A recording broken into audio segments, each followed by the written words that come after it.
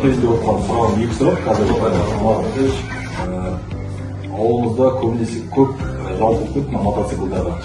Сонымен болса жасөспірімдердің түнде жүру темір тұлпар өте қауіпті.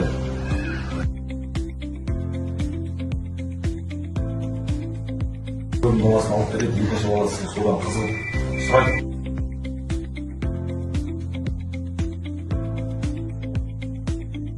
Екінші сұраққа көшіп кетейік. Екінші сұрақ бізде Жаңақорған полиция бөлімінде осы лауазымдарға қызметке шақыру.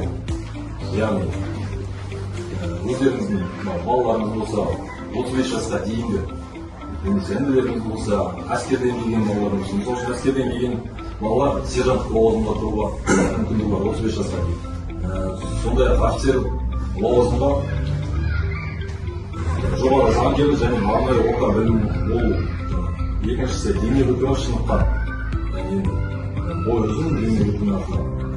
Біз халықпен жұмыс болғаннан кейін әртүрлі жағдайлар болады.